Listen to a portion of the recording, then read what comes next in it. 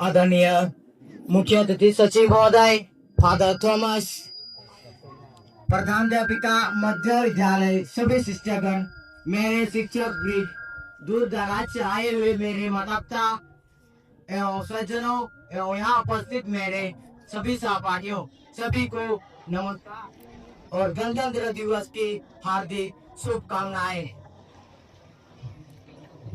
जब तक सूरज चांद रहेगा, हिंदुस्तान का नाम रहेगा। आज इस सर्द भरी मौसम में इस लहराते हुए तिरंगा झंडे के नीचे हम सभी 77वें गणतंत्र दिवस मनाने के लिए एकत्रित हुए हैं। जैसे कि हम सभी जानते हैं कि हमारा देश अनेक वीरों और वीरांगियों की कुर्बानी और अथक संघर्षों के बाद आजाद हुआ है और वो शुभ दिन 15 अगस्त 1947 ईस्वी को थी। भारत के लिए एक नया सवेरा लेकर आया, लेकिन हमारी भारत सुनहरी नहीं थी।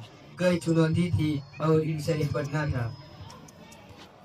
भारत स्वतंत्र तो हुआ, परंतु स्वचालित होने के लिए हमारे पास ना कोई नियम कानून था और ना कोई व्यवस्था।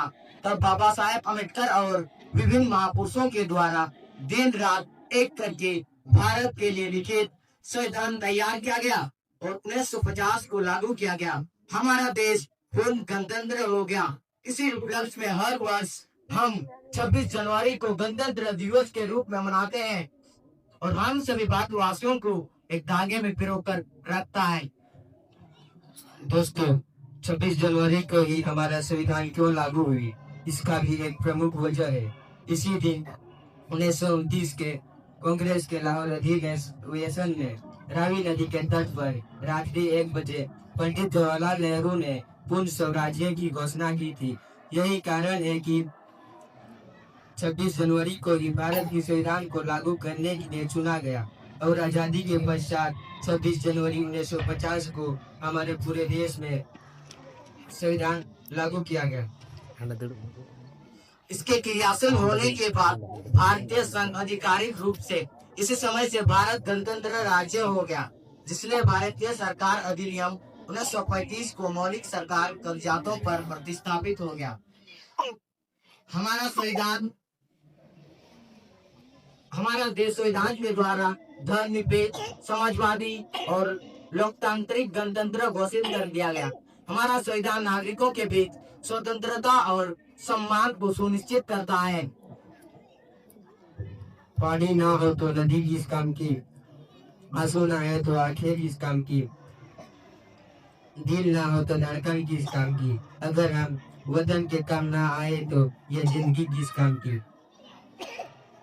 संविधान की प्रारूप संविधान सभा द्वारा बनाया गया, जिसमें 389 सदस्य थे।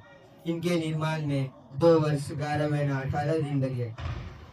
संविधान सभा के द्वारा 1947 में 29 अगस्त को डॉक्टर भीमराव की अध्यक्षता में प्रारूप समिति का निर्माण किया गया।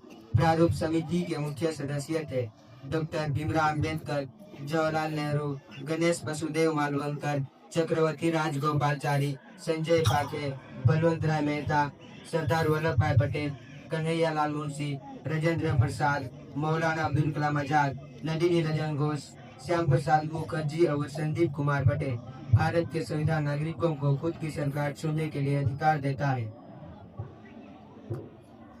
इस दिन महामहिम राष्ट्रपति राजपथ पर वर्तमान में कर्तव्य पथ पर राष्ट्रीय ध्वज तिरंगा फहराते हैं। 21 तोपों की सलामी दी जाती है। इसके बाद राष्ट्रीय गान गाया जाता है। सैनिकों की तीनों टुकड़ियां परेड में भाग लेते हैं। सैनिकों की टुकड़ियां आधुनिक अस्त्र शस्त्रों को भी दिखाते हैं, मनमोहक करतब दिखाते हैं। भारत के विभिन्न राज्यों की संस्कृतियों की मनोहर झांकियां भी प्रस्तुत की जाती है। ये झांकियां देश की प्रगति को दर्शाती है। गली गली में नारा है, हिंदुस्तानी हमारा है। दोस्तों, गणतंत्र बनते ही हम सभी आपस में भाई भाई हो गए हैं। फिर भी हम समाज को अमीरी गरीबी उच्च नीच में बांटते आए हैं, जबकि हमारा संविधान का मौलिक अधिकार हमें समानता का अधिकार देता है। हमें अपने संविधान का आदर करना चाहिए, हमें अपने कर्तव्यों को समझना चाहिए, तभी हम सही तौर पर गणतंत्र हो जाएंगे। तो आइए इस झंडे के नीचे संकल्प लेते हैं कि हम सभी आपस में मिलजुल कर रहेंगे और संविधान की मर्यादाओं को बनाए रखेंगे। जय हिंद, जय भारत, जय झारखंड।